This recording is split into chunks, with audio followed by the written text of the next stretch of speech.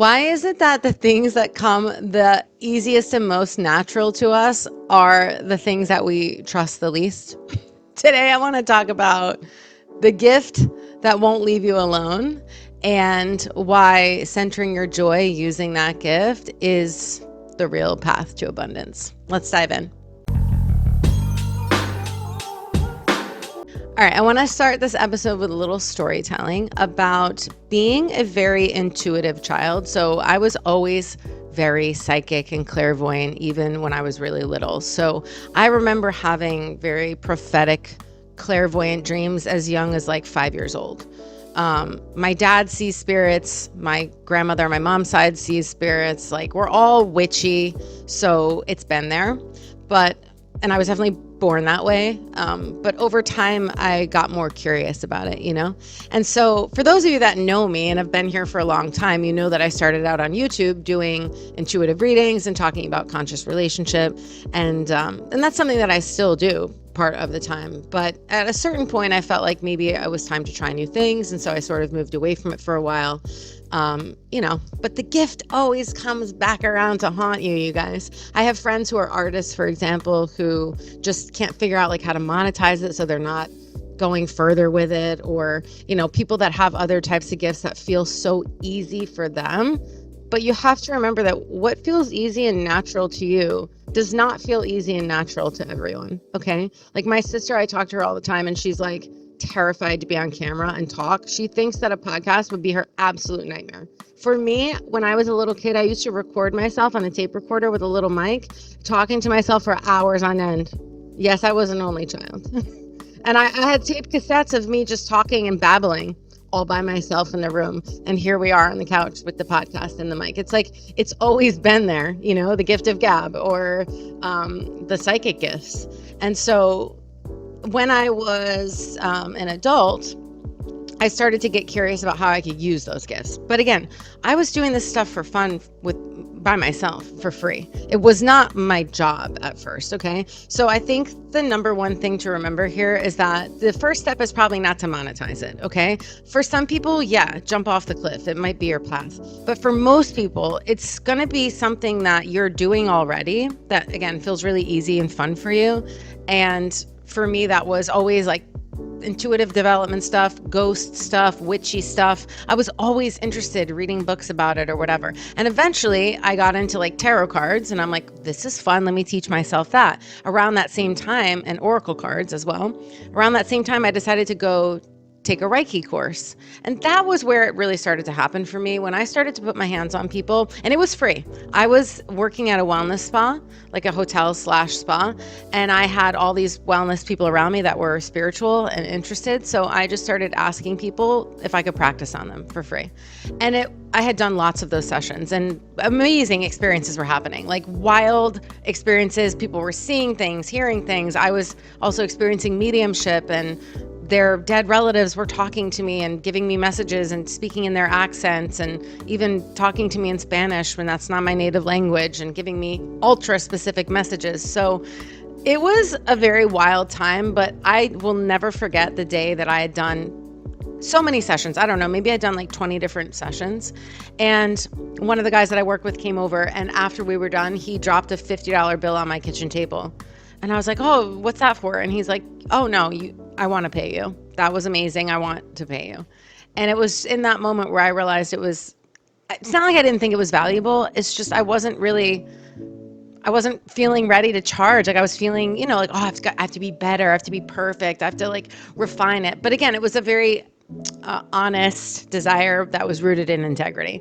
And so number one, I'm telling you, maybe monetizing it right off the bat isn't the thing. Number two, once you share your gift enough times, if it's valuable, people are going to tell you that it's valuable. So at the point that you've shared it enough that there is a value, that people are telling you, hey, I'm getting something from this. Hey, this is amazing.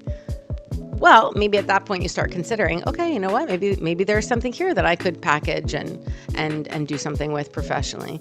But like I said, for me, that was not a linear process, and it didn't happen right away. But I'm not going to lie, I wasn't doing those Reiki sessions for that long before people started paying me. So I knew there was something to explore.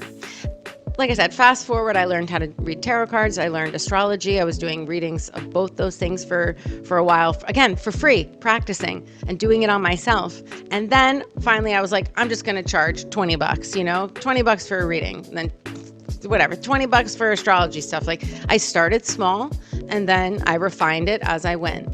And again, you take a little time and do that. Eventually people are going to be like, wow, this is really, really valuable. But here's the thing. A lot of people are overlooking their gifts because, number one, it feels too easy. So you can't possibly imagine how people would want to either pay for it or how it's worthy if it's not a struggle. Because number two, most of us are conditioned to succeed in life through pain. If it's not a hard work, if it's not a struggle, if you're not walking uphill, sludging in the mud, if you're not crying every night, well, you're not succeeding. That's bullshit, but I understand because I've also struggled with that for a very long time. Making things way harder than they have to be. Trying to take the hard road instead of doing the things that feel more natural. Like, it's a thing. We all go through this, I think. The reason this came to mind is because we're doing a fundraising event end of the year for 3 Jewels, which is the Buddhist studio that I study with in New York City, because they do all kinds of like donation based. I mean, it is a nonprofit, and the classes are by donation. They offer a ton of like meditation teacher training scholarships, yoga teacher training scholarships, completely taken care of for people that would never have access to these resources. So it's really incredible. So I was like, yeah, I definitely want to participate and do something. And what they said in the meeting was like, whatever it is that you want to share, center your joy. And I laughed because my word of the year for 2025 was joy. Again, I have a tendency to make things harder than they have to be. So my whole sort of mission this year was to make sure that the things that I was doing were joyful, and that I was prioritizing my joy, and that in work I was doing that personally I was doing that offline. And it's been amazing. It has been an incredible sort of mantra. But when they brought that up for the fundraising event, I was like, what am I going to do? And I started thinking about workshops and other stuff, and it all felt hard and draining. And I kept staring at my oracle cards and my tarot cards. I'm like, why don't I just do readings? So I'm offering 5. I'm capping it. 5 spots for 99 bucks for 40-minute intuitive readings. These are going to go really fast. So if you want it, follow the instructions below. It's a 2-step process. I'll share that again at the end. But anyway, that's what sparked this episode, because when the woman that was telling us was like, center your joy, whatever you do. I've been reevaluating stuff too for 2026. And I've been back and forth with readings here on the channel, and I was doing them recently. Then I took a little break to go do some other stuff. But I can tell you right now, over the years, especially over the last like 5 years or so, since the pandemic, I've experimented with a lot of stuff. I try to do a bunch of different like coaching things because that's who was mentoring me, and none of them were really landing fully. Everything felt hard. And like the more that I tried to go in that direction, the harder it felt. And the further away I got from the intuitive stuff, the more kind of drained and tired I felt. And the second I pick up the cards, it's like it brings me back to life. I really enjoy it. And that's 15 years like that. So that's what I wanted to share with you guys today. Like I said, I have friends and clients who are still struggling with this because they're trying to make it into something for money like too fast, and it's putting too much pressure on them, and they're feeling paralyzed. So the way that I built it was when I was still working. I'm not saying that that's true for you. Like I said, you might be one of those rare people that can jump off the cliff. Maybe you have money saved. Maybe you have support. Maybe you live at home. Like maybe you have a partner that can help subsidize. If you do, that's great. But for a lot of people, it's too paralyzing mentally because you put too much pressure, and then like your creative flow is blocked, and you get into like too much fear and doubt and scarcity.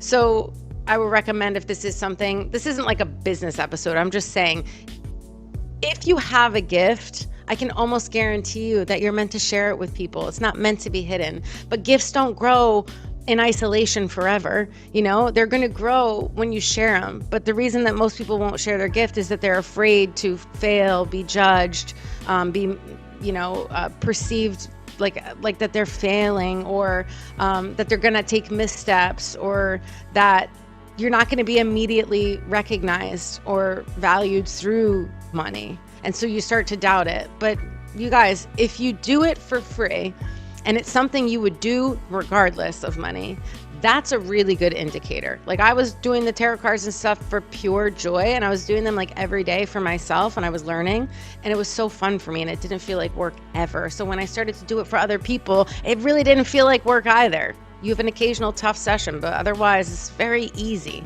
And so whatever comes easily to you that you really like, if you've had this haunting, like I have a haunting always, like I'm always being brought back to the intuitive gifts. Something haunts you, there's a reason.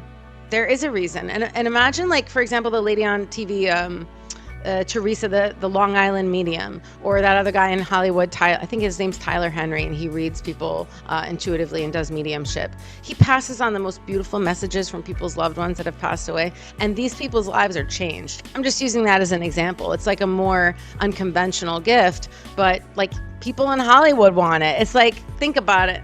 Like, you weren't born with this stuff for no reason. But like I said, all the pieces that come with turning it into a profession, that's a whole nother path. But it's possible. And so if you have that inkling, or maybe you're just like, you've already got something going, like my girlfriend that like is an artist and knows she wants to really center her artistry, but kept getting sucked into the coaching stuff because that's what made her money, but she doesn't like it. She doesn't like it. It drains her. Even if it makes you money, it doesn't mean that's the thing. All right. So that's it. I wanted to keep this episode short and sweet. If you want to snag one of those $99 readings, the instructions are below. You have to follow the instructions, all right? And you've got to get the payment made through the fundraising link and then send me the screenshot and get that booking on the books, on the calendar within 24 hours, or you lose your spot, okay? Literally, think about what your life could be like if you were centering your joy and using your gift, or gifts if you have more than one. Just think about it, because I want that for you. All right. I know what it's like. And I know, like I said, I always think back to the feeling of that guy from work dropping the $50 bill on the table, and it changed the whole trajectory of my life and my career. And of course you can evolve it over time, and it can be refined, and I'm refining things in my work now, but I'm still being drawn back to the intuitive stuff. So with that, I love you, and I will see you guys next week.